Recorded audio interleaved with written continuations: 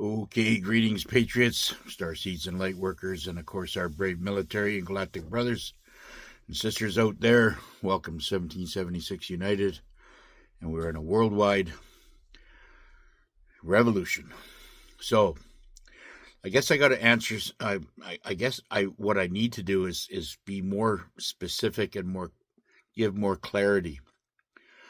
Because there are a lot of people asking questions. Well, you said this, and then you said this, and everything is all about timing, okay? What I meant about buying land, like right now, we have to get rid of the land because it's overpriced, it's in a bubble, okay? It's in a bubble right now, and it's heavily overinflated, and you're working with bank notes that mean money that is absolutely worthless, okay?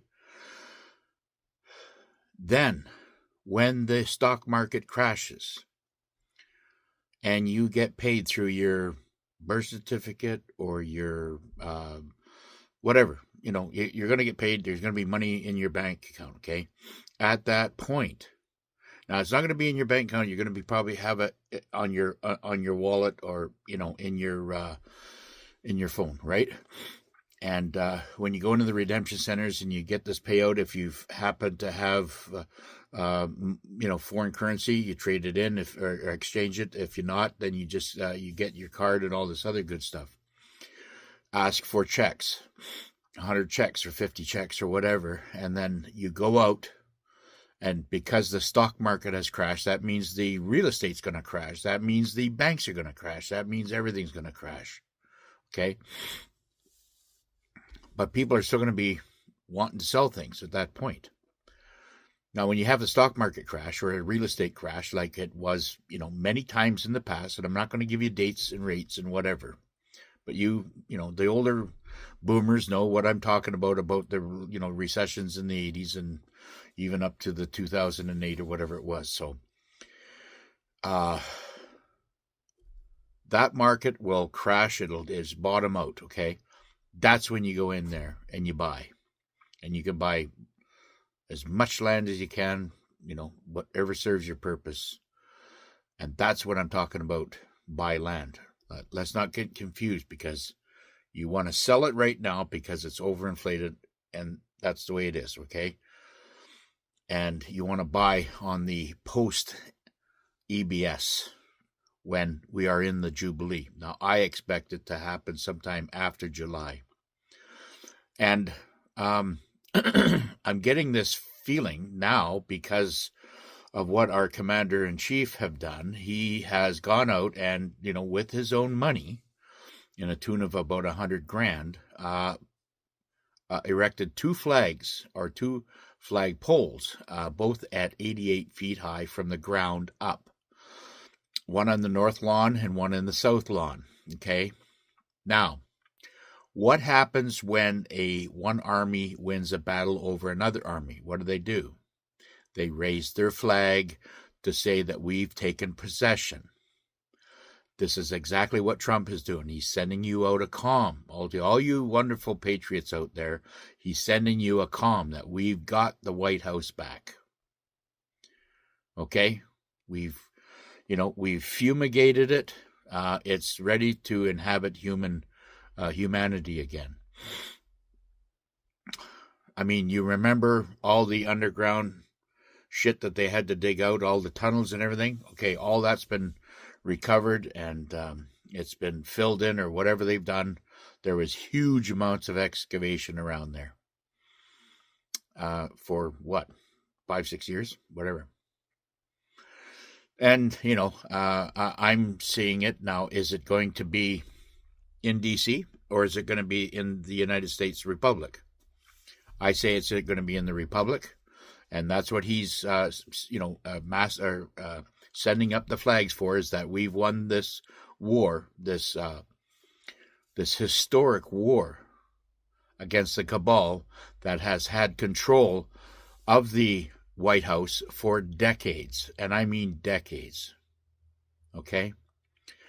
On another note, Kahani, the tyrannical Ayatollah of Iran, is now on the run, I believe, or in a bunker holding out. But the beautiful people of Iran, and I've met some of them, in other countries, and they're very, very outgoing, happy, beautiful people. And they are storming the Republican guards. The Republican guards are the henchmen for these tyrannical to keep everybody subdued. Okay, so they are the first ones that the Iranian people had attacked. They taken on all the headquarters and have captured whoever. And there's a lot of action going on in Iran right now. So they are taking their country back, and God bless them. They have the balls to do it. I just wish that Canada had the balls to do what Iran's doing, but I guess Canada and the United Kingdom and England and our United Kingdom and Germany and France need to be in the amount or the length of tyranny and suppression and enslaved as long as the Iranian people have, because they've been there since, they've been under the tyrannical Ayatollahs since the 60s. I guess we would be that way too if we were, being enslaved the way they have been. But I guess, we're going to have, because I think Canada is extremely lucky because we are organically joined to the hips of the United States Republic. And I say, we are welcome into the United States Republic as Canada, as the state of Canada. And like I said before, we're called North America. We're not called North of Canada. It's North America. We are, South America, Brazil, Argentina, blah, blah, blah. North America, okay. 2 continents are connected. We are the Americas. And that's how this is going to play out. So I think Canada is extremely lucky that we do not have to have, I wish there would be some bombs dropped on some satanic buildings around here. I really do. Maybe that would wake up the Canadians out of their slumber zombieism. Okay. Anyways, I'm very elated and very happy about that. And I'm very happy about the flags showing their colors, that we've taken the White House back and fumigated it from all the tyrannical tyrants over the years. And I believe that Canada and Washington, or not Washington, but Canada and England, France and Germany and Italy and Australia and New Zealand, these are still under somewhat of an occupation. And until we get that cleaned up, I don't think we are as important as Israel and Iran is. There's a big thing going on in Iran because Iran has to be free because of the importancy, and I'm not going to get into all of that, but you'll see on the other side how important Iran was before we could release the RV. Okay, now the RV or the Jassara is basically waiting for world peace. That's basically what we're waiting for right now. So we have to be, based on what I'm hearing from the Anons, is that the world, we have to be more comfortable.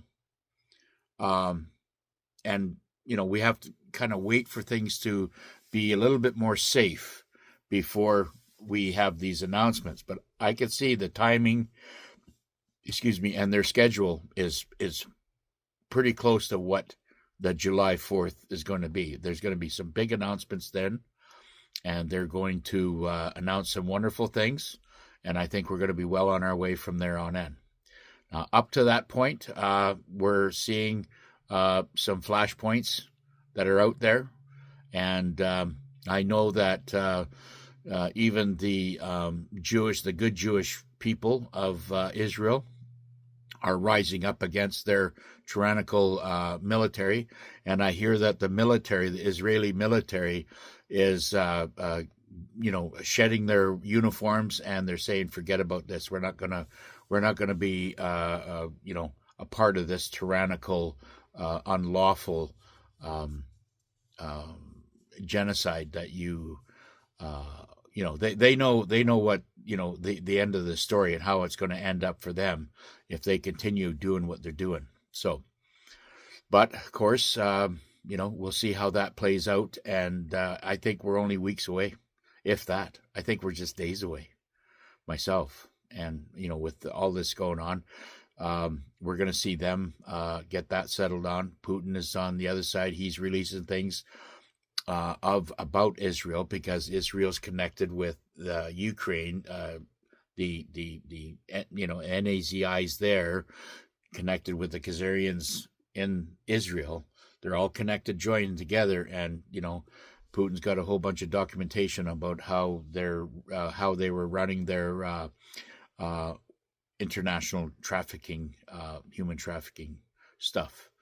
So that's just going to blow the lid off of everything. And you know what? I mean, I really think when all this does come out, Christianity and all the people that have followed Christianity, Israel, thinking that Israel was tied to the Bible and all this other stuff, and they are the chosen ones and all this other bullshit, that when it does come out, there's going to be a lot of people freaked, shaken to the core. They're going to be absolutely shaken to the core, knowing that what they had thought at one time was all false prophecy. So I'm elated. I'm extremely happy about everything. I just wish things would speed up on the money end of it.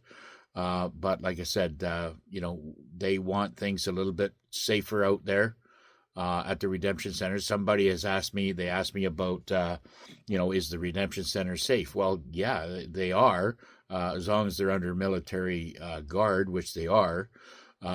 The cabal has tried to destroy some locations, but they were not successful. And like it says, I don't know how this is going to be, how this transfer is going to be done, about the banks phasing out and the redemption centers coming in.